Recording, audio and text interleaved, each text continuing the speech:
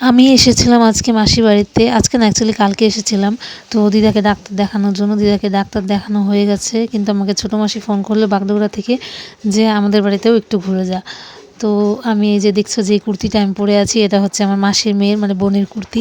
First time আমি পরলাম ওর dress. তো ওর কুর্তি পরে বেরিয়ে গেলাম বিকেলবেলা। এখন বাজে প্রায় 3:30-র মতো। তো বাগডোগরা যেতে যেতে আমার 4:30 পৌনে 5টা বাজবে। আবার 1 ঘন্টা থেকেই মাসির সঙ্গে দেখা করেই ব্যাক করব। তো রেল লাইন দিয়ে হেঁটে হেঁটে আমি চলে যাচ্ছি। ওয়েদারটা এত সুন্দর ছিল না, কি বলবো। মানে রোদও নেই, বৃষ্টিও নেই, একদম খুব সুন্দর একটা ওয়েদার ছিল। আর এই ট্রেনটা সেই গত 6 মাস ধরে এখানেই দাঁড়িয়ে আছে, মানে নিয়েও যাচ্ছে না, কিছু না। তো চলে আসলাম বাস স্ট্যান্ডে। বাস স্ট্যান্ডে এসে বাসে উঠলাম। বাসে উঠে এখন যাচ্ছি। বাইরের ওয়েদারটা এত সুন্দর ছিল, কি বলবো। তো আমার ঘুমই পেয়ে যাচ্ছিল বাসে বসে বসে।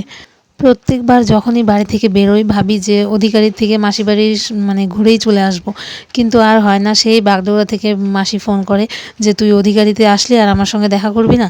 তো আবার সেই মানে বাগডোগরা যেতেই হয়। আর না গেলেও না ভালো লাগে না, এখন একটা অভ্যাসে পরিণত হয়ে গেছে যে অধিকারী আসলেই বাগডোগরা আমাকে যেতেই হবে। তো গিয়ে মাসি বাড়িতে দেখা করে মাসির সঙ্গে আবার ব্যাক করব। তো এই যে দেখো আমি বাড়িতে চলে এখন মাসির সঙ্গে একটু গল্প করি, তারপরে বেরিয়ে যাব। আর মাসি আমাকে দিয়ে দিয়েছিল এত এত ঠেকুয়া আর হচ্ছে প্রসাদ।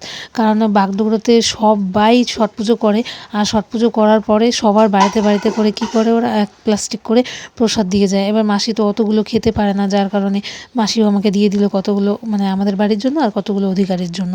তো এটা হচ্ছে বাগডোগরার বাস স্ট্যান্ডটা এত সুন্দর করে লাইটিং করেছিল না, খুব সুন্দর লাগছিল দেখতে। তারপর বাসে উঠে চলে আসলাম অধিকারী এসে দেখো এই যে প্রসাদগুলো নামাচ্ছি। এখানে 4টা প্লাস্টিক, 2টো প্লাস্টিকে ফল, 2টো প্লাস্টিকে ঠেকুয়া। তো 2টো প্লাস্টিক মাসিদেরকে দিয়ে দিলাম আর 2টো আমি রেখে দিলাম, মানে কালকে বাড়ি চলে আসবো সেটার জন্য।